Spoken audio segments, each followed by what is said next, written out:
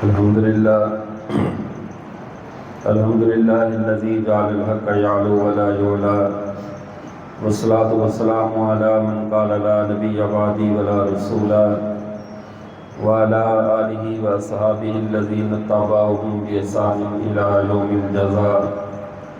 قال الله تبارك وتعالى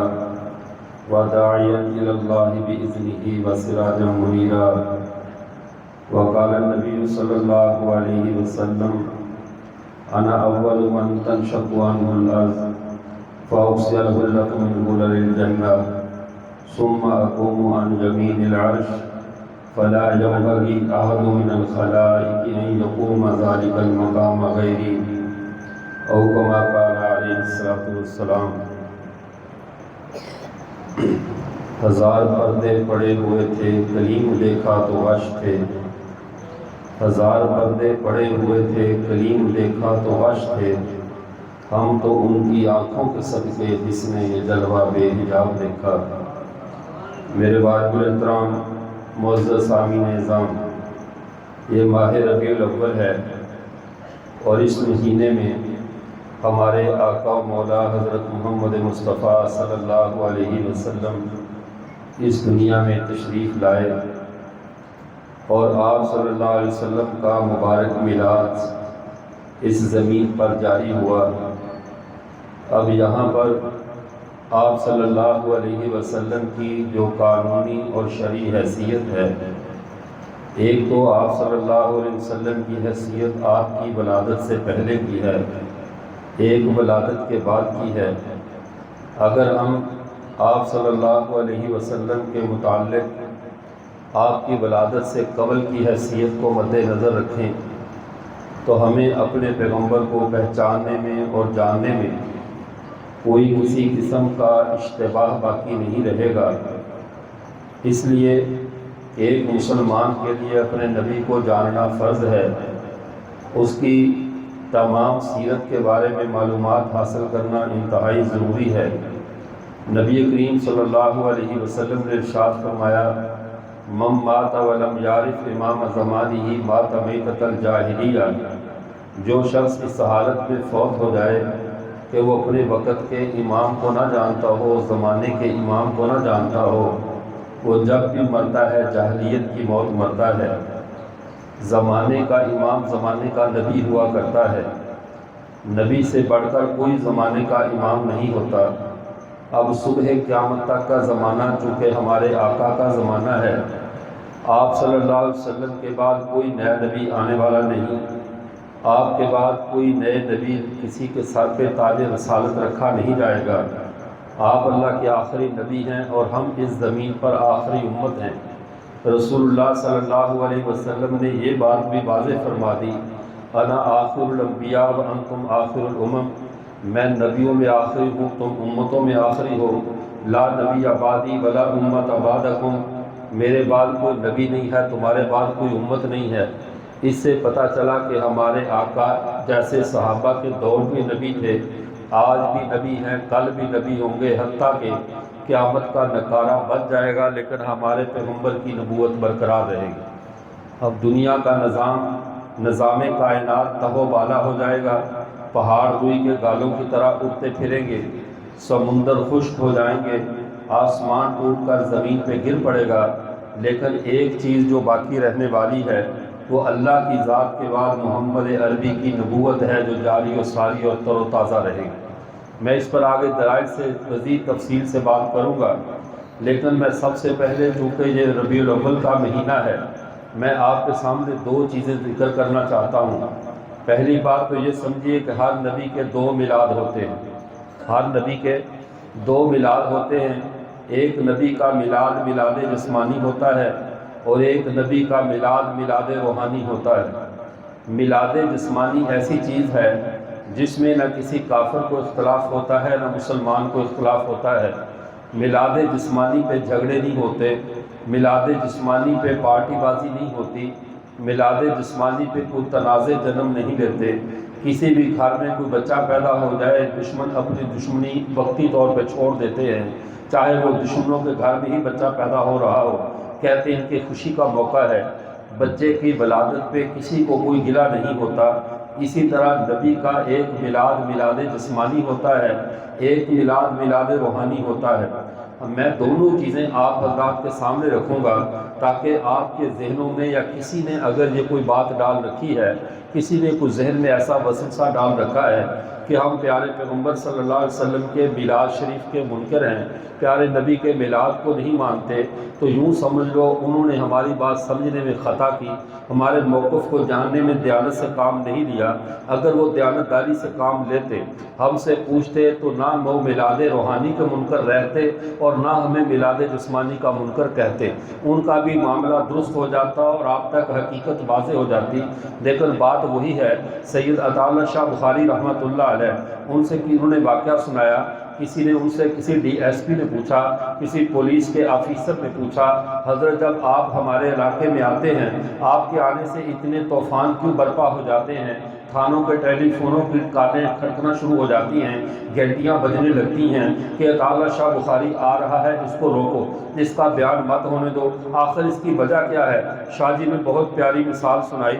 اور مثال سے مسئلے کو واضح کیا۔ فرمایا ایک دیہات میں ایسے مسئلہ تھا، کوئی چودھری تھا محلے کا، اس کی وہ خود بیچارہ نابینا تھا، اس کی بیوی صبح شام اسے کہتی، اے چودھری صاحب کاش آپ کی آنکھیں ہوتی آپ میرا حسن دیکھتے، آپ کی آنکھیں ہوتی میرے جمال کو دیکھتے، میری خوبصورتی سے آپ متاثر ہوتے۔ ایک دن چودھری صاحب نے اسے کہا، وہ خدا کی بندی اگر تو واقعی اتنی خوبصورت ہوتی تو تجھے میرے جیسے اندھے کے لیے کس نے چھوڑنا تھا؟ اب تک کوئی تجھے بیاہ کر لے گیا ہوتا، جو میرے جیسے اندھے کے ساتھ تو رہ رہی ہے، اس کا مطلب ہے خوبصورتی والی بات تو غلط ہے۔ لیکن اس نے کہا نہیں چودھری صاحب آپ کے علم میں نہیں ہے، اللہ نے مجھے بہت ظاہری وجاہت اور حسن سے نوازا ہے، لیکن افسوس کہ آپ اندھے ہیں، آپ دیکھ نہیں پا رہے۔ اچانک ایسا ہوا محلے میں ایک کسی سرما بیچنے والے نے آواز لگا دی، میرے پاس ایسا سرما ہے جس سے مادرزاد نابیناؤں کو بینائی مل جاتی ہے، اندھے درست ہو جاتے ہیں۔ چودھری صاحب نے آواز دی اور فوراً بھیجا کہ روز جو کہتی ہے کہ میرا حسن و جمال دیکھنا،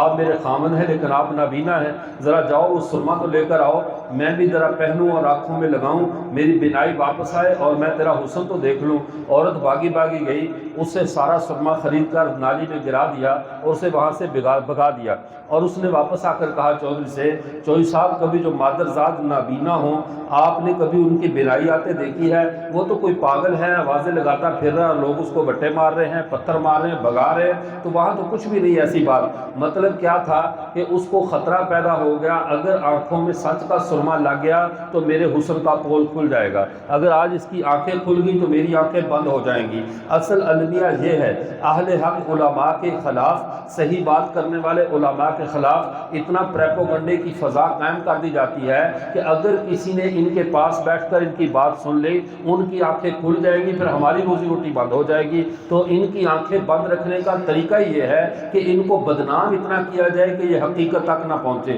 یہ عوام کی آنکھوں میں کہیں حق کا سرما نہ لگ جائے، کہیں یہ حق و باطل کا، سچ اور جھوٹ کا فرق واضح رنگ پہ ہو جائے۔ اب آئیے پیارے پیغمبر صلی اللہ علیہ وسلم کے میلاد کے بارے میں سنیے۔ آپ صلی اللہ علیہ وسلم پیدا ہوتے ہیں، صحیح بخاری میں حدیث مبارکہ موجود ہے، دیگر 10 کے قریب محدثین نے اس حدیث کو روایت کیا۔ آپ صلی اللہ علیہ وسلم کی ولادت پہ ابو لہب کی باندی سویبہ وہ آ کر ابو لہب کو یہ پیغام دیتی ہے، اے ابو لہب مبارک ہو، اے ابو تیرے گھر میں تیرے چچا زاد، تیرے چچا بھائی کے گھر میں اللہ نے بیٹا دیا ہے، عبداللہ کے گھر میں اللہ نے بیٹا دیا ہے۔ اب یہ اتنا خوش ہوا، اس نے اپنے بھتیجے کے پیدا ہونے کی، اس میلاد جسمانی کی اتنی خوشی ہوئی، اس نے اپنے ہاتھ کے اشارے سے اس باندی کو کہا جا تو آزاد ہے۔ بالکل ابو لہب نے میلاد منایا، خوشی کا اظہار کیا، ولادت جسمانی میں باندی کو آزاد کیا، اور روایات میں آتا ہے اس سے کسی نے پوچھا جہنم کے اندر کیسی گزر رہی ہے؟ کہنے لگا جس طرح انگلی سے میں نے باندی کو آزاد کیا تھا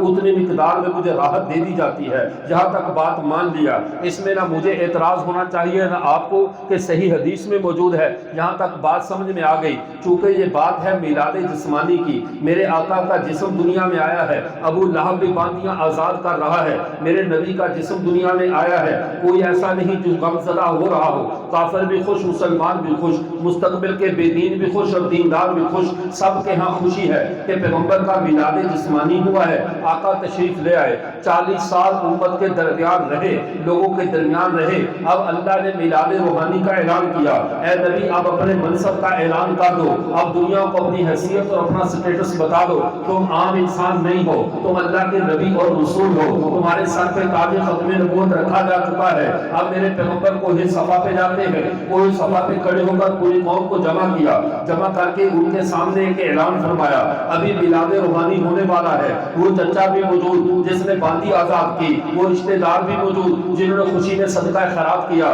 وہ سارے کے سارے موجود جس نے میلاد جسمانی پہ جشن منایا تھا، سارے کھڑے ہیں، اللہ کے رسول کیا فرماتے ہیں، لبثت فیکم عمرا هل وجدتمونی صادقا ام کاذبا، میں تمہارے اندر عمر کا ایک حصہ گزار چکا ہوں، تم نے مجھے کیسا پایا ہے، سچا پایا ہے یا جھوٹا پایا ہے، میرے کردار کو کیسا پایا، میرے لیل و نہار کو کیسا دیکھا، میرے معاملات کیسے ہیں، میری 40 سال کی نصف صدی کی زندگی بنتی ہے تمہارے اندر گزری ہے، میں کسی غار سے نکل کر نہیں آیا کہ تم مجھے جانتے نہ ہو، پہاڑ کی چوٹی سے اتر کر نہیں آیا کہ میرے تمہارے ساتھ معاملات نہ ہوئے ہو، میں نے تمہارے حلف الفضول کے معاہدے کو میں نے کروایا ہے، جب تمہارے بیت اللہ کی تعمیر کا جھگڑا چل رہا تھا، یہ مسئلہ بطور سرپنچ کے میں نے حل کیا ہے، تمہارے سارے معاملات تجارت میں پیش رہا ہوں، لیکن اب بتاؤ، لبثت فیکم عمرا هل وجدتمونی صادقا ام کاذبا، تمہارے اندر عمر کا ایک حصہ رہ چکا ہوں، بتاؤ مجھے کیسا پایا ہے، سب لوگوں نے جو جشن میلاد جسمانی منانے والے تھے، جو میلاد النبی منانے والے تھے، سب کے سب وہاں پر موجود تھے، سب نے بیک زبان کہا جنتنا غیر برا فما وجدنا فیک الا صدقا، اے محمد ایک دو بار کی بات نہیں، تیرا ہم نے 1000 بار تجربہ کیا ہے، تو سچا ہی سچا ہے، تو دوسری بات ہی نہیں ہے، تیرے اندر سچائی ہی سچائی ہے، تو سچا ہے۔ اب میرے پیغمبر نے میلاد روحانی کا اعلان کیا، کیا ارشاد فرمایا، فرمایا جب تم مجھے سچا مانتے ہو، میرے لیل و نہار کو دیکھ چکے ہو، میری پیدائش پہ باندیاں آزاد کر چکے ہو، سارا کچھ تم کر چکے ہو، پھر سنو قولوا لا الہ الا اللہ تفلحوا، اب میں اپنے میلاد روحانی کا اعلان کرتا ہوں، سنو تم اللہ کو ایک مان لو، جس کی تم نعمتیں کھا رہے ہو، جس کی بندگی، جس کی ربوبیت کے تم فائدے اٹھا رہے ہو، تم اس کو اپنا الہ بھی مان لو، جس کی ساری نعمتیں اپنی سمجھتے ہو، اپنی ساری عبادتیں اس کے لیے خاص کر دو، اب تمہاری بندگی خدا کے لیے ہونی چاہیے، تمہارا سر جھکے تو خدا کے سامنے، صدقہ ہو تو خدا کے لیے، نظر و نیاز ہو تو خدا کے لیے، سب کچھ خدا کے لیے کر دو، قول لا الہ الا اللہ، اب اس رب کو الہ مان لو تو فلاح پا جاؤ گے۔ اب وہی ابو لہب جس نے پیدائش میں باندی کو آزاد کیا تھا، وہی ابو لہب جس نے سبیبہ کو آزاد کر دیا تھا، کھڑا ہو کر کہنے لگا، یہ حدیث بخاری میں موجود ہے، کھڑا ہو کر کہنے لگا تب اللہ یا محمد علی ھذا جمعتنا، اے محمد معاذ اللہ تیرے ہاتھ ٹوٹ جائیں، تو نے اس لیے ہمیں جمع کیا تھا، تو نے اس لیے ہمیں بلایا تھا کہ تو اپنے میلاد روحانی کا اعلان کرے، تو ہمارے سامنے اپنا مشن رکھے، ہمارے سامنے خدا کا تعارف کروائے، ہمارے 360 مدوں کو غلط کہہ کر ایک اللہ احکام الحاکمین کی عدالت میں ہمیں لے جائے، تب اللہ یا محمد، اے محمد معاذ اللہ تیرے ہاتھ ٹوٹ جائیں، علی ھذا جمعتنا، اس کام کے لیے ہمیں جمع کیا تھا، جب اس بدبخت نے جس نے نبی کے میلاد جسمانی پہ تو باندیاں آزاد کی تھی، انہی ہاتھوں کے اشارے سے، جب اسی ہاتھ کے اشارے سے پیغمبر کے میلاد روحانی کا انکار کیا، اللہ نے اس کے ہاتھ کا بھی کوئی لحاظ نہیں کیا، اللہ نے قرآن اتار دیا، جواب میرے رب نے دیا، تبت یدا ابی لہب وتب، ابو لہب تیرے ہاتھ ٹوٹ جائیں، تو برباد ہو جائے، کل تک میلاد جسمانی پہ جشن مناتا تھا، میلاد جسمانی پہ جو ہے وہ باندیاں آزاد کرتا تھا، جب میرے پیغمبر نے اپنے روحانی میلاد کا اعلان کیا تو میرے نبی کو گالیاں دینے لگ گیا ہے، میرے نبی نہیں تیرے ہاتھ ٹوٹ جائیں، اللہ نے لحاظ نہیں کیا، اس کے ہاتھ تو اس قابل تھے کہ اسے میوزیم میں رکھ دیا جاتا، دنیا اس کی زیارت کرتی کہ یہ وہ ہاتھ ہے جس سے میلاد جسمانی منایا گیا تھا، لیکن میرے رب نے اپنی سنت بتا دی، میلاد جسمانی منانے والوں سن لو، اگر تم محمد کے میلاد روحانی پہ محمد کی آواز پہ لبیک نہیں کہتے، محمد کے کہنے پہ شرک نہیں چھوڑتے، محمد کے کہنے پہ لوگوں کا حق کھانا نہیں چھوڑتے، محمد کے کہنے پہ محمد کے دین پہ لبیک نہیں کہتے، پھر سن لو میں ان ہاتھوں کو بھی توڑ دیتا ہوں، توڑ کر ان کو جہنم کا ایندھن بنا دیتا ہوں، جو میلاد جسمانی تو بنائے لیکن میلاد روحانی پہ توڑ، میلاد روحانی پہ اپنا کردار ادا نہ کرے، یہ ہاتھ اللہ کو نہیں چاہیے، بڑے مقدس ہوں گے تمہارے ہاتھ، لیکن جب میرے پیغمبر کی بات پہ لبیک نہیں کہا، میرے پیغمبر کی آواز پہ تم کھڑے نہیں ہوئے، پیغمبر کی آواز کو نہیں سنا، اب ان ہاتھوں کی ضرورت نہیں رہی۔ لیکن جنہوں نے میلاد روحانی مان لیا، پہلے میلاد جسمانی مانا، پھر میلاد روحانی مانا، ان میلاد روحانی ماننے والوں کو پھر ان کی قوم نہیں پوچھی گئی، ان کا قبیلہ نہیں پوچھا گیا، وہ عربی ہے یا عجمی ہے یہ نہیں دیکھا گیا، نبی کا قریبی ہے یا بعیدی ہے یہ نہیں دیکھا گیا، بلکہ سب جو میلاد روحانی مانتے گئے، پیغمبر کی آواز پہ لبیک کہتے گئے، اللہ آسمان سے زمین پہ ان کے وہ فیصلے کرتا رہا جن فیصلوں کا تعلق آخرت کے ساتھ تھا۔ اللہ کب کسی سے راضی ہوگا اس کا فیصلہ آخرت میں ہوگا، لیکن میرے نبی کے میلاد روحانی پہ لبیک کہنے والے، نبی کی ہاں میں ہاں ملانے والوں کے لیے اللہ نے دنیا میں اپنی قیامت قائم کر دی، دنیا میں فیصلہ سنا دیا، رضی اللہ عنہم ورضوا عنہ، تمہیں قیامت میں غم زدہ ہو کر آنے کی ضرورت نہیں ہے، تم قیامت میں حساب دینے نہیں آؤ گے، سنو میں تمہارا فیصلہ یہی سنا دیتا ہوں، میں تم سے راضی ہوں تم مجھ سے راضی۔ یہ میرے اللہ نے کیوں فیصلہ کیا؟ یہ میرے پیغمبر کا میلاد روحانی تھا، میرے پیغمبر نے ایک ایسی جماعت کو تیار کیا، اب میلاد جسمانی منانے والے پیچھے رہ گئے، ان کے ساتھ جو اللہ کا عذاب کا معاملہ ہوا، جو گرچہ وہ مشرک تھے، جو جیسے بھی تھے، جنہوں نے ساتھ میلاد روحانی پہ لبیک کہہ دیا، نبی کی آواز پہ لبیک کہہ دیا، اب یہ بندی ایک امت تو سن لو، آج کے دور میں اپنی آنکھوں میں یہ سننا لگاؤ، ہم میلاد جسمانی کے منکر نہیں ہیں، ہم نبی کے میلاد کے منکر نہیں ہیں، لیکن ہماری درخواست اتنی ہے، جب پیغمبر کے آنے پہ خوشیاں مناتے ہو، پیغمبر کا میلاد جسمانی مناتے ہو، تو پیغمبر کے میلاد روحانی سے آنکھیں بند کیوں کر لیتے ہیں؟ پیغمبر کے میلاد روحانی پہ بھی آنکھیں کھولو، میرے نبی کو پیغام لے کر آئے ہیں، یہ ہمارے بازاروں کو اور گلیوں کو یہ سجانا میرے پیغمبر کے جو ہے وہ منصب نبوت کا حصہ نہیں ہے، میرے نبی دلوں کی تطہیر کے لیے آئے ہیں، دلوں کے تزکیہ کے لیے آئے ہیں، انسان کو انسان بنانے کے لیے آئے ہیں، خدا کے بگڑے ہوئے بندوں کو خدا سے صلح کروانے کے لیے آئے ہیں، یہ میرے پیغمبر کا مشن ہے، یہ میلاد روحانی ہے، اس کام کے لیے پیغمبر تشریف لائے۔ اسی لیے میرے پیغمبر صلی اللہ علیہ وسلم نے جب ایک معاشرہ تیار کیا میلاد روحانی منانے والوں کا، پیغمبر کی آواز پر لبیک کہنے والوں کا، وہ معاشرہ کیسا تھا، وہ افراد کیسے تھے، میرے نبی ان کی تربیت کرتے گئے، ان کے ایک ایک بےہودہ فعل کو ختم کرتے گئے، گانے بجانے کے آلات کو میرے نبی نے توڑ دیا، تو تمام سرگیاں، تمام باجے، تمام ڈھولکیاں جن سے شیطان کے کام ہوتے ہو، میرے نبی نے سارے توڑ کر کیا فرمایا؟ کل امر جاہلیتی موضوع تحت قدمی، بخاری میں حدیث موجود ہے، اللہ کے نبی نے سارے گانے بجانے کے آلات توڑ کر کہا تھا یہ جاہلیت کے کام ہیں، آج سارے میرے پاؤں کے نیچے ہیں، میں نے سب کو توڑ کر ان کے اوپر اپنا پاؤں رکھ دیا ہے، میں تمہیں ناچنے والی امت بنا کر نہیں جا رہا، گانے بجانے والی امت بنا کر نہیں جا رہا، میں تمہیں رب کا کلام سننے والی امت بنا کر جا رہا ہوں، تم اللہ کا قرآن سنو گے، تم پیغمبر کا فرمان سنو گے، تو میرے نبی کی اللہ کی طرف جانے والی راہوں پہ چلو گے، لیکن تمہارے ہاتھ میں کوئی بینڈ باجا نہیں ہوگا، تمہارے ہاتھ میں کوئی گانے بجانے کے آلات نہیں ہوگے، کیوں نہیں ہوگے؟ کل امر جاہلیتی موضوع تحت قدمی، جاہلیت کے سارے کام میرے پاؤں کے نیچے ہیں۔ پھر فرمایا لا ترجعوا بعدی کفارا ولا ترجعوا بعدی ضلالا، میرے بعد دوبارہ کافر نہ ہو جانا، میرے بعد دوبارہ خدارہ گمراہ نہ ہو جانا، جو گانا بجانا میں روک کر گیا ہوں دوبارہ یہ شروع نہ کر دینا، میں محمد ان آلات کو توڑ کے جا رہا ہوں، میں محمد ان آلات کو توڑ کر جا رہا ہوں، سود کو میں نے حرام کر دیا، میرے حتیٰ کہ جہاں تک فرمایا میرے چچا باس کا سود جس پر ہے میں نے معاف کر دیا، تاکہ یہ نہ کہا جائے محمد نے اپنی تو وصولی پوری کر دی، ہمارا نقصان کر دیا۔ آج کا دن سود حرام ہے، چوری حرام ہے، زنا حرام ہے، بتوں کی پرستش حرام ہے، سارے جاہلیت کے کام جو تم عالم کفر میں کرتے تھے میں محمد نے سارے توڑ کر اپنے پاؤں پر نیچے رکھ کر کہہ دیا کل امر جاہلیتی موضوع تحت قدمی، سارے کام میرے پاؤں کے نیچے ہیں، لا ترجعوا بعدی کفارا، دوبارہ کافر مت بن جانا، ولا ترجعوا بعدی ضلالا، دوبارہ گمراہ مت بن جانا۔ اب بتاؤ میرے اسی نبی کے نام پہ جس پیغمبر نے آلات گانے بجانے کے آلات توڑے تھے، اسی نبی کے نام پہ اسی 12 ربیع کو ہم آلات بجائیں، ہم بینڈ باجے بجائیں، ہم ڈھولکے بجائیں، ہم وہ سارے بےہودہ افعال کریں جن افعال سے میرے پیغمبر نے روکا تھا، تو خدا کے لیے ہم تمہیں پیغمبر کے تذکرے سے کیسے روک سکتے ہیں؟ ہم اس بات سے روکتے ہیں جو بات میرے پیغمبر روک کر گئے ہیں،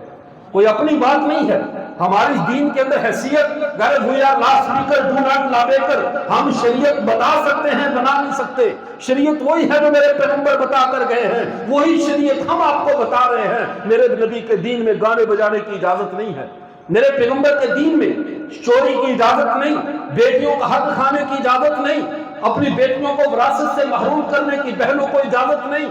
سارے حقوق میرے پیغمبر جو ہے وہ بیان کر کے گئے، اتنا پیارا اسلامی معاشرہ ہمیں دے کر گئے، لیکن ہم نے کیا سمجھ رکھا ہے؟ نبی کے دین کو، بیٹی کو وراثت سے محروم کر دو، بہنوں کا حق کھا جاؤ، سارا کچھ کر کے، اور سال کے بعد بازار سجا دو، گلیاں سجا دو، اور اپنے عاشق رسول ہونے کا اظہار کر دو۔ ایسا عشق تو ابو لہب کا قبول نہیں ہوا جس نے باندی کو آزاد کیا تھا۔ اللہ نے ان ہاتھوں کو توڑ کے رکھ دیا کہ جب تو نے میرے نبی کی بات نہیں ماننی تو اپنا عشق اپنی جیب میں رکھ، میرے اللہ کو اس کی کوئی ضرورت نہیں ہے۔ اللہ کے ہاں وہ عشق چلے گا جو میرے نبی کی بات مان کے چلے گا، جو میرے نبی کو راضی کر کے چلے گا، میرے نبی کا دل دکھا کے نہ چلے، میرے نبی کو تکلیف نہ دے، وہی عشق قابل قبول ہے۔ پھر اللہ کے نبی نے جو یہ ارشاد فرمایا، آگے چلیے میں دوسرے مرحلے کی طرف آتا ہوں۔ یہ تو وہ میلاد ہے جس کو ہم نے میلاد جسمانی کہا، جس کو میلاد روحانی کہا۔ میلاد جسمانی، اللہ کے نبی، ہر نبی کا میلاد جسمانی، وہ 40 سال پہلے جو نبی دنیا میں آتا ہے وہ میلاد جسمانی ہے، اور جب نبی اپنی نبوت کا اعلان کرتا ہے، لوگوں کو خدا کی طرف بلاتا ہے، یہ میلاد روحانی ہے۔ اور مسلمان ہوتا ہی وہ ہے جو دونوں میلاد مانے، جو دونوں میلاد مانے، نبی کے آنے کو بھی مانے اور جو نبی پیغام لے کر آیا اسے بھی مانے۔ یہ تو نہیں ہے آنے کو تو مان رہا ہے، کیا کہنے آیا ہے اس کو سننے کے لیے تیار نہیں، کس بات کی طرف بلا رہا ہے وہ بات سننے کے لیے تیار نہیں، اور کہتا ہے میں میلاد منانے والا ہوں، سن لو۔ اہل سنت والجماعت کا جو نظریہ ہے، جو اہل حق کا نظریہ ہے، ہم پیغمبر کے مشن کو بھی مانتے ہیں، پیغمبر کی آمد کو بھی مانتے ہیں۔ ہم کسی چیز کے منکر، آنکھوں میں کچھ سرما لگا کہ نہیں لگا، آنکھیں کھلی کہ نہیں کھلی، تو یہ ہمارا اصل موقف ہے۔ اب اگلی بات کی طرف آئیے۔ ایک میرے پیغمبر کا تعارف تو یہ تھا جو میرے پیغمبر نے فرما دیا کہ من ماتا، جو شخص اس حالت میں فوت ہوا، ولم یعرف امام زمانہ، اپنے زمانے کے امام کو نہیں جانتا تھا، ماتا میتۃ الجاہلیہ، جب بھی مرے گا جاہلیت کی موت مرے گا، میرے پیغمبر کو جاننا ہم پہ فرض ہے۔ اور یہ اللہ نے اس کا ایسا انتظام کیا تھا، اس کائنات کی تخلیق کے وقت سے میرے پیغمبر کا ترانہ گونج رہا ہے۔ کائنات تخلیق ہوئی، میرے پیغمبر کا ترانہ گونج رہا ہے، کائنات کا ذرہ ذرہ میرے پیغمبر کو پہچانتا تھا۔ آج کا مسلمان بھی بقدر ضرورت اگرچہ جانتا ہے کہ ہمارے نبی کا نام محمد ہے، اتنا کافی نہیں ہے۔ اپنے بچوں کو اپنے نبی کی سیرت یاد کرواؤ، نبی کے معاملات بتلاؤ، صرف 12 ربیع الاول کے ارد گرد ہونے والے جلسے کافی نہیں ہیں، گھروں میں سیرت کی کتابیں رکھو، بچوں کو پڑھاؤ کہ ہمارے آقا یہ ہیں، اپنے نبی کا تعارف کرواؤ، تاکہ ہمارے بچے زندگی کے کسی بھی مرحلے میں اپنے نبی سے ہٹ کر کہیں دائیں بائیں نہ دیکھنے لگ جائیں، کسی بھی مرحلے میں۔ مسلمان کا تو مزاج یہ ہے، مسلمان اپنے نبی کے ماسوا کسی کی طرف آنکھ اٹھا کر نہیں دیکھتا۔ ہماری آنکھیں اندھی ہیں، ہمارے کان بہرے ہیں، ہم اپنے پیغمبر کے ماسوا کسی نبوت کی آواز سننے کو تیار نہیں ہیں۔ کیوں تیار نہیں ہے؟ اللہ کے نبی نے ہماری تربیت ایسے کی ہے، ہمارا مزاج ایسا بنا دیا گیا ہے۔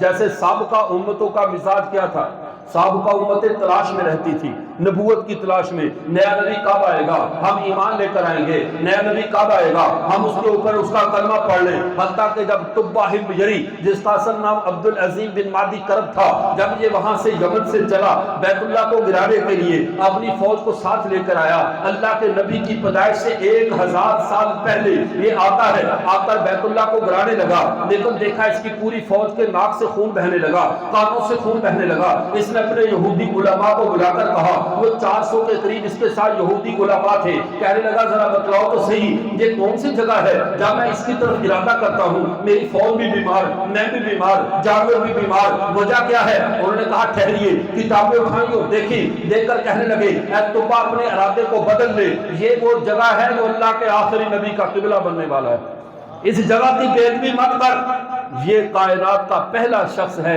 جس نے خانہ کعبہ کے احترام میں اس کے اوپر غلاف چڑھایا تھا۔ یہ جو سیاہ غلاف ہم دیکھتے ہیں نا، تو کہتے یہ خانے کعبے کے اوپر یہ عبدالعظیم مادی کرب تبہ ہمجری نے شروع کیا تھا گرد و غبار سے بچانے کے لیے. اللہ کے نبی نے اس کی عادت کو باقی رکھا, امت کے لیے سنت بن گئی. آج تک وہ غلاف چڑھایا جاتا ہے کہ یہ تبہ ہمجری کا طریقہ ہے. آگے چلیے, یہ شخص یثرب میں جاتا ہے, وہاں جا کر جنگ لڑنا چاہا, وہاں کو فتح کرنا چاہا. مدینے کے لوگ, یثرب کے لوگ دن کو اس کے ساتھ آ کر جنگ لڑتے ہیں, تبہ ہمجری کے ساتھ اپنی فوجیں لے کر میدان میں ہیں, لڑ رہے ہیں, اور شام کو اس کے پورے قافلے کا کھانا بھی مدینے سے آ رہا ہے.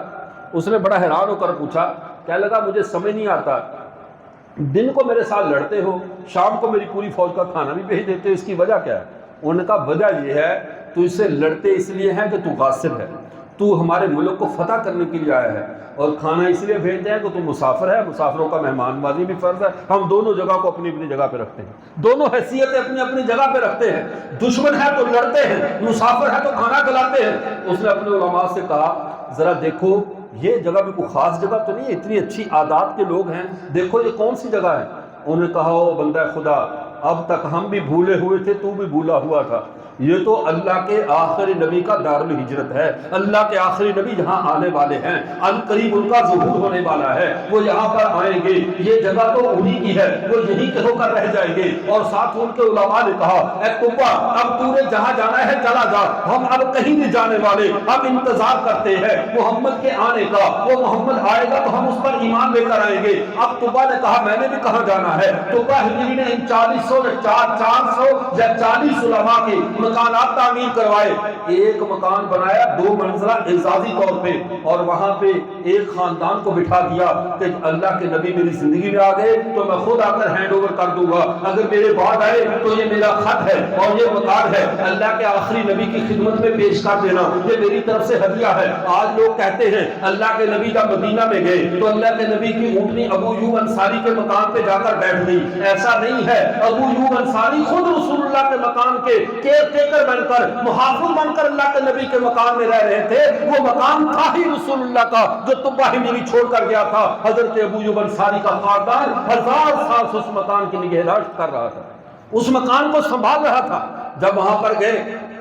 اب وہ مکان اس نے چھوڑ دیا, چھوڑ کر چلا گیا, دنیا میں وقت گزر گیا. 1000 سال بعد جب اللہ کے نبی ہجرت کر کے آئے, اب یہاں پہ سنیے کیسا عجیب اتفاق ہے. صحابہ امت نبیوں کو کیسے تلاش کیا کرتی تھی, کیسے علامتیں ڈھونڈا کرتی تھی, کیسے دیکھا کرتی تھی. اب ہوا کیا, اب جب وہ آئے آپ صلی اللہ علیہ وسلم اس مکان کے اندر جب تشریف فرما ہوئے تو جو مکان تھا وہ تو اللہ کے نبی کو مل گیا, اور جو خط دوسرے خاندان میں چلا آ رہا تھا اس کا جو وارث تھا وہ اندر گیا, گھر میں بتایا نہیں کسی کو, اپنا خط چھپا کر لے آیا. کہتا پہلے میں نبی کا وہ چہرہ دیکھوں گا, اگر تو یہ وہی محمد ہے, کہیں ایسا نہ ہو کہ کوئی کذاب آ گیا ہو, ایسا نہ ہو کوئی جھوٹا آ گیا ہو, پہلے میں علامات دیکھوں گا جو ہماری تورات میں ہیں, جو زبور میں ہیں, جو انجیل میں ہیں, میں ساری علامات چیک کرنے کے بعد پھر مانوں گا کہ یہ وہی نبی ہے تو یہ خط دوں گا. اللہ کے نبی سر جھکا کر بیٹھے ہوئے ہیں, وہ آ کر پیچھے سے مجمع سے چھپ چھپ کر علامتیں تلاش کرنے لگا. کیا میرے نبی کی آنکھیں اسی طرح سرمگی ہیں, میرے پیغمبر کی زلفیں ویسی ہیں؟ ابھی وہ دیکھ ہی رہا تھا. اللہ کے نبی مسکرائے,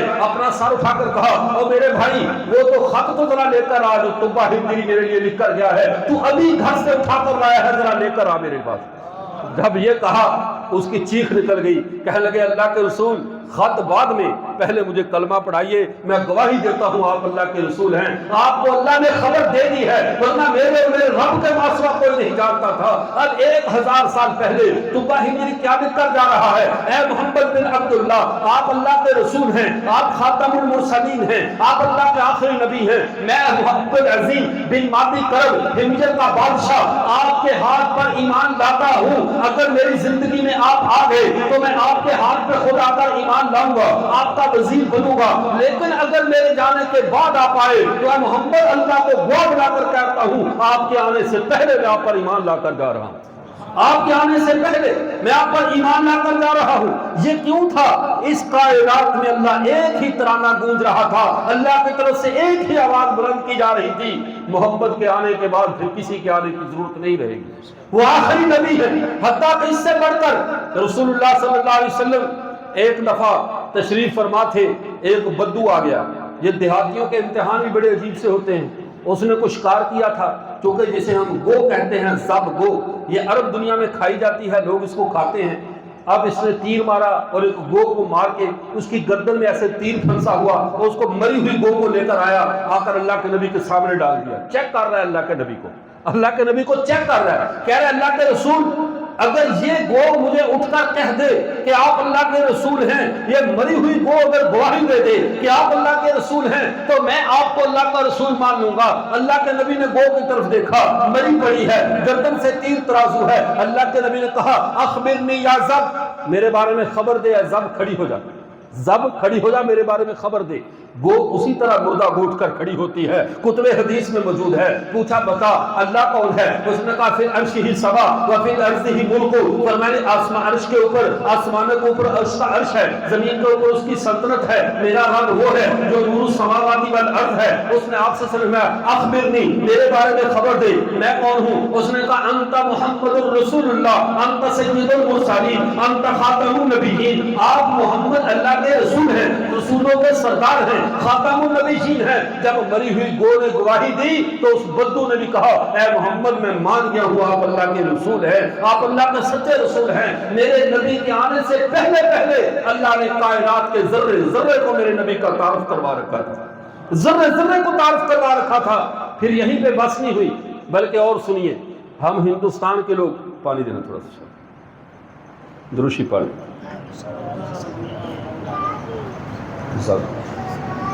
آج لوگوں میں حضرت وقت زیادہ تو نہیں ہو رہا، بتا دینا وقت زیادہ تو نہیں ہو رہا، اچھا آپ تھک تو نہیں گئے آپ حضرات؟ اب ہمارے لوگوں میں ہمارے اوپر سب سے بڑا یہ سوال اٹھایا جاتا ہے کہ ختم نبوت کے عنوان پہ، اپنے پیغمبر کے عنوان پہ یہ امت حساس کیوں ہے؟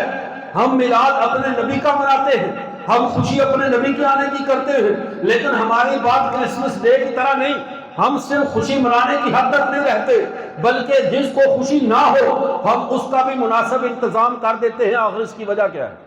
اس کی وجہ کیا ہے؟ مسلمان اپنے نبی کے معاملے میں حساس کیوں ہے؟ میں آخری بات یہ عرض کر رہا ہوں، امت اپنے نبی کے معاملے میں ہمارے ہندوستان والوں کے خاص طور پہ حساس ہونے کی دو وجوہات ہیں۔ اللہ نے ہمیں اتنا نوازا ہے، ایک شرف تو عام ہے جو میرے نبی کے سارے پیروکاروں کو ملا ہے، اور وہ شرف ایسا ہے کہ سابقہ امتوں میں کسی کے حصے میں نہیں آیا، صرف محمد نبی کی امت کے حصے میں آیا ہے۔ وہ شرف کیا ہے؟ ہمارے گھروں میں جب بچہ پیدا ہو جائے ہم کہتے ہیں اس کو گٹی دلواؤ، کسی اللہ والے کی کھجور چبوا کر اس کے منہ سے لعاب دان لگ جائے، اس کے منہ میں ڈالو تاکہ اس کی عادتیں اس اللہ والے جیسی ہو جائیں، اس لیے گٹی دلواتے ہیں۔ کوئی تایا نیک ہے، دادا نیک ہے، نانا نیک ہے، اس کی گٹی بچے کے منہ میں دے دی جاتی ہے۔ یہ واحد امت ہے نسل انسانی کی جس کو گٹی خود ان کے نبی نے دی ہوئی ہے،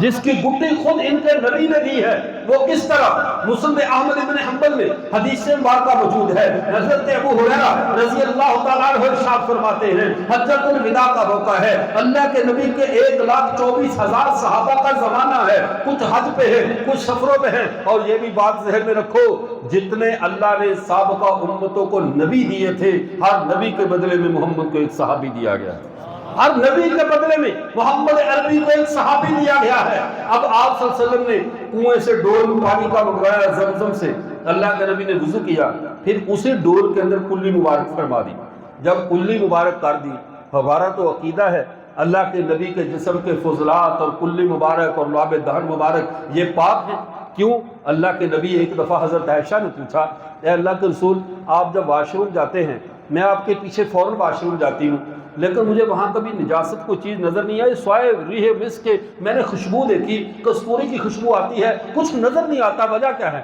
اللہ کے نبی نے فرمایا، خصائص الکبریٰ میں شیخ عبدالحق محدث دہلوی رحمۃ اللہ علیہ اس روایت کو لے کر آئے، اللہ کے نبی نے فرمایا یا عائشہ انا کنا معاشر الانبیاء، ہم جو نبیوں کا گروہ ہیں، تنبت اجسادنا من ارواح اہل الجنہ، ہم نبیوں کا مٹیریل جنت کی مٹی سے بنایا جاتا ہے، ما خرج من نبی الا امتلأته الارض، نبی کے جسم سے جو بھی نکلتا ہے زمین بطور تبرک کے فوراً نگل جاتی ہے، زمین نہیں چاہتی یہ برکت کوئی اور لے لے، زمین برکت کے لیے نکل جاتی۔ جب یہ کہا اب اگلی بات سنیے، آپ صلی اللہ علیہ وسلم نے جب لعاب دہن پانی میں ڈالا، سارے صحابہ بے چین ہیں، سارے صحابہ کی خواہش ہے آج اللہ کے نبی اپنا مبارک جھوٹا پانی مجھے دے دے، میں آج وہ پیارا اللہ کے نبی کا لعاب دہن اپنے پیٹ میں اتار لوں، میں ساری برکت کو جمع کر لوں۔ سارے بے چین ہیں، جیسے کسی نے کیا خوب کہا، اٹھا جو مینا بدست ساقی، رہی نہ پھر تاب زبط باقی، ہر ایک مہکش پکار اٹھا یہاں سے پہلے اللہ کے نبی کے ہاتھ میں پیالہ دے کر سب بے چین ہیں، کاش اللہ کے رسول اپنا کلی والا پانی آج مجھے دے دیں، آج یہ برکت مجھے مل جائے۔ لیکن قربان جاؤں میرے پیغمبر پہ، اللہ کے نبی کے سامنے کھڑے صرف صحابہ مراد نہیں تھے، اللہ کے نبی کے سامنے ماچھی وال کے وہ غریب بھی تھے جو ساری زندگی گنبد خضرا پہ نہیں پہنچ سکیں گے، وہ غریب بھی تھے جو حج کے لیے نہیں جا سکیں گے، قیامت کی صبح تک کے لوگ سامنے تھے۔ میرے پیغمبر نے کسی صحابی کو وہ پانی نہیں دیا، میرے پیغمبر نے مجھے اور آپ کو یاد رکھا، ایسا یاد رکھا وہ سارا زمزم کا ڈول جس میں میرے پیغمبر کی کلی ملی ہوئی تھی دوبارہ زمزم کے کنویں میں ڈال دیا تاکہ قیامت تک جو بھی زمزم پیے اس کے پیٹ میں محمد کا لعاب دہن چلا جائے، محمد صلی اللہ علیہ وسلم کا لعاب دہن چلا جائے۔ اب آپ بتاؤ کوئی ایسا ہے آپ میں جس نے آج تک زمزم نہ پیا ہو؟ بولو بھائی، کوئی ہے ایسا؟ سب نے حج و عمرہ تو نہیں کیا، ان بزرگوں نے کیا ہوگا، ابھی بھی تازہ تازہ ایسے ہی ہے ماشاءاللہ، اللہ قبول فرمائے۔ اب بتاؤ آپ لوگوں نے سب نے حج و عمرہ نہیں کیا، زمزم سب نے کیسے پی لیا؟ اس لیے کہ وہ رحمت للعالمین ہے، آپ ان کے در پہ نہیں پہنچ سکے، جو پہنچا اس کے کندھے پہ سے اللہ کے نبی نے زمزم لدوا دیا، اٹھا کر لے کر جا، میرے محلے کے میرے ان غریب مسلمانوں کو پلا جو میرے در پہ نہیں آ سکے، میری رحمت خود اس کے دروازے پہ جا رہی ہے، میری رحمت خود وہاں جائے گی، پیو زمزم۔ جس نے زمزم پی لیا اس کے پیٹ میں کیا آ گیا بھائی؟ آپ صلی اللہ علیہ وسلم کا لعاب دہن۔ اور مجھے حیرت ہوتی ہے نبی کا لعاب دہن پیٹ میں ہو، نبی کا مبارک جو ہے وہ برکت والا تھوک مبارک ہمارے خون میں گردش کر رہا ہو، پھر بھی ہم قادیانی کی شراب پی لیں، پھر بھی ہم کفار کی چیزیں استعمال کر لیں، پھر بھی ہم یہودیوں کی مصنوعات استعمال کر لیں۔ کچھ تو غیرت کرنی چاہیے، اپنی رگوں میں دوڑنے والے اپنے پیغمبر کو لعاب دہن کی لاج رکھ لینی چاہیے کہ میرے جسم میں ایسی کوئی چیز نہ جائے جو میرے نبی کے دشمنوں کی ہو، کیونکہ میرے جیسے حضرت قاسم نانوتوی رحمۃ اللہ علیہ نے کہا تھا، جنت کو مخاطب کر کے تجھ میں حور و قصور رہتے ہیں، میں نے ماننا ضرور رہتے ہیں، میرے دل کے طواف کار جنت کے میرے دل میں حضور رہتے ہیں، دنیا کی ساری آ جائے ٹھکرا دو تو میرے دل میں پیغمبر کا لعاب دہن موجود ہے، میرے پیٹ میں موجود ہے، نہ میں حرام کھا سکتا ہوں، نہ بہنوں کا حق کھا سکتا ہوں، نہ کسی مسلمان کا قرضہ کھا سکتا ہوں، نہ کسی قادیانی کی مصنوعات استعمال کر سکتا ہوں۔ کیوں؟ میرے اندر میرے نبی کی گٹی موجود ہے، میرے پیٹ میں میرے نبی کا لعاب دہن موجود ہے۔ ایک وجہ حساسیت کی ہماری یہ ہے، یہ پوری امت اپنے نبی کے مزاج میں ڈھالی ہوئی امت ہے، اس کو نبی کی گٹی دی گئی ہے۔ اور دوسری وجہ یہ ہے ہم مر کر جس مٹی میں جاتے ہیں، ہم جس مٹی کا اناج پاتے ہیں، جس مٹی سے نکلنے والا پانی ہم پیتے ہیں، جس زمین پہ ہندوستان پہ ہم رہتے ہیں، یہ شرف خاص ہندوستان والوں کے لیے ہے، پاکستان تو خیر بعد کی تقسیم ہے، لیکن بحیثیت مجموعی یہ عرض ہند کے رہنے والوں کا یہ شرف ہے۔ گٹی میں تو سارے برابر، جتنے بھی لوگ مشرق و مغرب والے، شمال و جنوب والے جو آئے ان سب نے زمزم پیا، پیغمبر کا لعاب دہن ان کے پیٹوں میں چلا گیا، لیکن ایک شرف مجھے اور آپ کو خاص طور پہ ملا ہے، اس لیے ہم لوگ کچھ تھوڑا سا ایکسٹرا حساس ہیں، دوسرے ملکوں سے کچھ زیادہ حساس ہیں۔ اس زیادہ حساسیت کی وجہ کیا ہے؟ کنز العمال میں حدیث مبارکہ موجود ہے، اللہ کے نبی صلی اللہ علیہ وسلم نے ارشاد فرمایا، لما نزل آدم بالہند استوحشا، جب اللہ نے حضرت آدم کو ہندوستان کی زمین پہ نازل کیا، حضرت آدم نے گھبراہٹ محسوس کی کہ تنہا ہے، اللہ نے جبرائیل کو بھیجا، انہوں نے آ کر اعلیٰ اونچی آواز سے اذان دی، جب اذان دیتے دیتے اشہد ان محمد رسول اللہ کہا، اس وقت حضرت آدم نے پوچھا من محمد، اللہ کو تو میں جانتا ہوں وہ میرا رب ہے، اے جبرائیل یہ تو بتاؤ یہ محمد کون ہے جن کا تو نام لے رہا ہے؟ اس وقت جبرائیل نے کہا یا آدم انہ آخر ولدک من الانبیاء، جتنے تیرے نبی بیٹے ہیں ان سب میں جو تیرا آخری نبی بیٹا ہے اس کا نام محمد ہے۔ یہ اس کا نام، گویا کہ اس مٹی نے بھی ہمارے پیغمبر کی ختم نبوت کا اعلان سن رکھا ہے، اس مٹی نے میرے پیغمبر کی ختم نبوت کا اعلان سن رکھا ہے، اس لیے ہم مر کر اس مٹی میں دفن ہوتے ہیں۔ یہ مٹی بھی ختم نبوت کی ہے اور ہمیں گٹی بھی خاتم النبیین کی ہے۔ جن کی گٹی بھی رسول کی ہو، مٹی بھی ختم نبوت کی ہو، وہ حساس نہیں ہوں گے تو کیا ہوگا؟ ہمارے تو خمیر میں اپنے پیغمبر کے بارے میں حساسیت ہے، اپنے پیغمبر کے بارے میں اعلیٰ درجے کی غیرت ہے کہ ہم اپنے پیغمبر کے ماسوا کسی طرف آنکھ اٹھا کر نہیں دیکھتے۔ اور یہ کیوں نہیں دیکھتے؟ حضرت حبیب بن زید انصاری رضی اللہ تعالیٰ عنہ، ان کو جب مسیلمہ کذاب کے دربار میں گئے، اللہ کے نبی کے پاس مسیلمہ نے خط بھیجا، اور آج یہ بہت بڑا لوگوں کو دھوکہ دیا جاتا ہے، قادیانی نمازیں تو ہمارے والی پڑھتے ہیں، پھر پتہ نہیں کیسے ان کو کافر کہہ دیتے ہیں۔ اور رہی سے کسر مسلمانوں میں موجود وہ دشمنوں کے ایجنٹ اور سہولت کار باقی کسر وہ پوری کر دیتے ہیں، کبھی جاوید غامدی کی شکل میں، کبھی مرزا محمد علی جہلوی کی شکل میں، کبھی عظیم ساحل کی شکل میں۔ وہ لوگوں کو کیا کہتے ہیں جب وہ خود کو مسلمان کہتے ہیں؟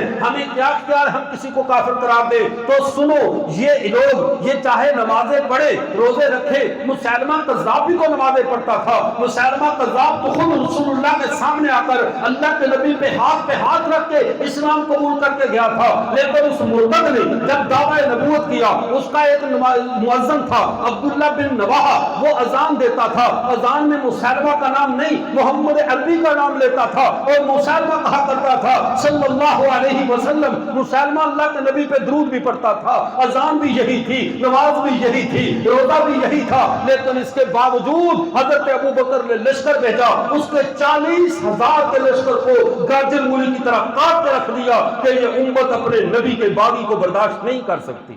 یہ امت اپنے نبی کی بغاوت کو اور نبوت کو اور نبی کے بعد برداشت نہیں کر سکتی۔ لیکن اس نے اس جنگ سے پہلے اپنا ایک قاصد بھیجا اللہ کے نبی کے پاس، کہا کہ جا کر میرا خط دو، محمد صلی اللہ علیہ وسلم سے کہو مجھے نبوت میں تمہارے ساتھ شریک کیا گیا ہے، شہروں کے نبی آج سے تم ہو، دیہاتوں کا نبی میں ہوں، زکوٰۃ خشک مال کی آپ لیا کرو گے، سبزیاں اور یہ فروٹ یہ میں لیا کروں گا۔ اپنی طرف سے تقسیم کر رہا ہے، اس نے سمجھا کہ شاید کوئی پیکج ہے میں اپنا لگوا لوں، پیغمبر نے اپنا لگوایا، بس اللہ خیر صلی اللہ۔ اس احمق کو یہ نہیں پتا تھا یہ خالص اللہ کی عطا ہے، کوئی انسان اپنی مرضی سے نبی بن سکتا ہے، نہ کوئی کسی دوسرے کو نبی بنا سکتا ہے۔ جب یہ بات ہوئی، اللہ کے نبی کو خط ملا، اللہ کے رسول نے کہا کون ہے جو میرا پیغام لے کر اس مسیلمہ کے پاس جائے گا، لیکن یاد رکھنا واپسی نہیں ہوگی، جانا ہے واپسی۔ حضرت حبیب بن زید 7 بیٹیوں کا باپ ہے، بوڑھی ماں گھر میں ہے، کھجوریں کھا رہے تھے، مجلس میں بیٹھے، اٹھ کر کھڑے ہوئے، کہنے لگے لبیک و سعدیک یا رسول اللہ، منہ سے گٹلیاں گری، دوسرے صحابی کو لگی، انہوں نے کہا بندہ خدا تھوڑا سا آرام کر لو، پہلے کھجوریں تو کھا لو، بعد میں کہہ دینا۔ کہہ رہا اگر میں نے کھجوریں کھانے کا انتظار کیا یہ شہادت کوئی اور نہ لے جائے، مجھے شہادت نظر آ رہی ہے، مجھے جانے دو۔ اللہ کے نبی کا خط لے کر یہ مسیلمہ کے دربار میں گئے، مسیلمہ نے یہ سوچا محمد مان گئے ہوں گے، پوری اپنی کابینہ کو بلوا لیا، بلوا کر اگر وہ خود خط پڑھتا تو اس کو چھپا بھی سکتا تھا، بات آگے پیچھے بھی گھما سکتا تھا، لیکن اپنا روب جمانے کے لیے خود تخت پر بیٹھ گیا، کہنے لگا حبیب بن زید پڑھو محمد نے کیا جواب دیا ہے۔ اس کے ذہن میں یہی تھا محمد مان گئے ہوں گے، مجھے بھی نبی مان لیا ہوگا۔ اور جب انہوں نے کہا من محمد الرسول اللہ، محمد اللہ کے رسول کی طرف سے، الی مسیلمہ الکذاب الدجال، مسیلمہ کذاب اور دجال تیرے لیے پیغام ہے۔ جب ساری کابینہ نے سن لیا، ساری پارلیمنٹ نے سن لیا کہ یہ تو محمد نے مجھے کذاب کہا ہے، پیچھے بیٹا کیا ہے، وہ تو قوم کو یہ مطمئن کر کے بیٹھا تھا کہ مجھے نبی مان لیا جائے گا، کہا کہ مجھے کذاب کہہ دیا۔ اب اس نے فوراً سیاسی پینترا بدلا، کہنے لگا حبیب بن زید آگے خط نہ پڑھو، اتنا بتاؤ کہ تم محمد کو اللہ کا نبی مانتے ہو؟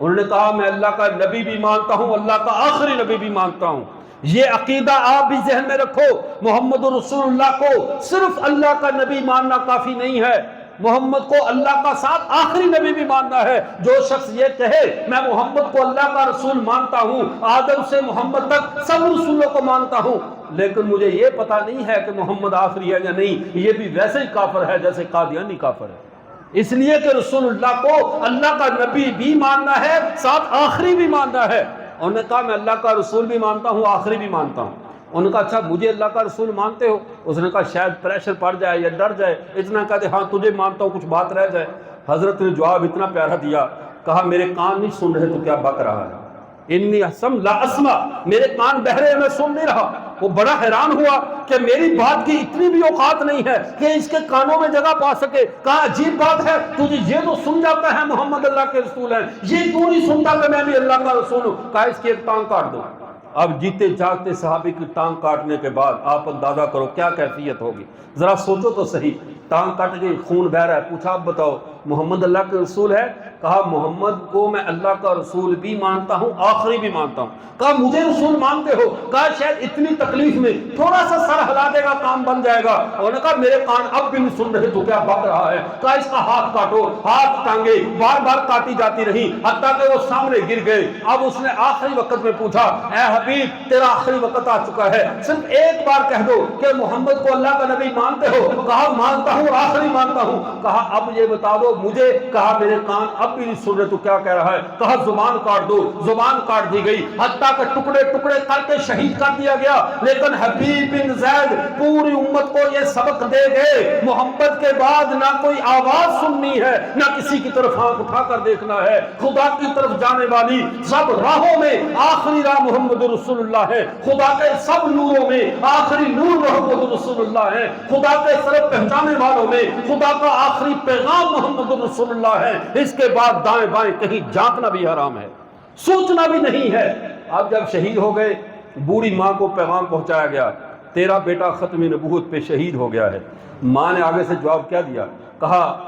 واللہ فزتو، رب کعبہ کی قسم میں کامیاب ہو گئی، لہذا اليوم رضاتو، اسی دن کے لیے تو میں نے دودھ پلا کر جوان کیا تھا کہ میرے پیغمبر کی حرمت پہ کٹ ملے، اسی لیے تو میں نے دودھ پلایا تھا۔ ہماری مائیں تو ہمیں دودھ پلاتی اسی نیت سے ہیں کہ ہم اپنے آقا کی حرمت پہ کٹ مریں، ہم اپنے نبی کی عزت پہ کٹ مریں۔ اس لیے میرے دوستو یہ عقیدہ ذہن میں رکھو، دنیا کے کسی بھی مفاد کے پیچھے لگ کر اپنے نبی کا دامن مت چھوڑ دینا، دنیا کے کسی بھی فائدے کو سامنے رکھ کر نبی کی سنت کو مت چھوڑ دینا۔ دنیا سے گناہ گار نہ مرنا، توبہ کر لینا، اگر بالفرض گناہ گار بھی مر گئے وہ شفاعت کر دیں گے، بچت ہو جائے گی، لیکن خدا را نبی کا غدار نہ مرنا۔ گناہ گاروں کے لیے شفاعت ہے، غداروں کے لیے کوئی رعایت نہیں ہے۔ قادیانی بننا یہ نبی سے غداری ہے، اپنے شناختی کارڈ کے خانے میں خود کو احمدی قادیانی لکھنا یہ نبی سے غداری ہے۔ آج یہ عہد کرو دنیا ساری بھی ہمارے پاؤں کے اندر آ کر گرے اور کہے محمد کا دامن چھوڑ دو، ہم پوری دنیا چھوڑ دیں گے، اپنے نبی کا دامن نہیں چھوڑیں گے۔ اللہ تعالی ہم سب کو تا حیات اپنے پیغمبر سے جڑا رہنے کی توفیق عطا فرمائے۔ پیغمبر کے میلاد جسمانی پہ ہم ہی نہ رہیں بلکہ پیغمبر کے میلاد روحانی کو مانتے ہوئے اپنی زندگیوں سے حرام کو نکالے، سود کو نکالے، جھوٹ اور ملاوٹ کو نکالے، بہنوں اور بیٹیوں کے ساتھ جو ظلم کرتے ہیں اس سے ہم باز آ جائیں۔ اللہ ہمیں سچی توبہ کی توفیق عطا فرمائے۔ میرے نبی کا یہ ولادت کا مہینہ ہماری اگر زندگی کو بدل دے تو مان لو کہ ہم نے میلاد روحانی منایا ہے، ورنہ میلاد جسمانی منانے والے کا حشر میں نے آپ کو بتا دیا۔ اللہ ہم سب کو عمل کی توفیق عطا فرمائے۔ وآخر دعوانا الحمدللہ رب العالمین۔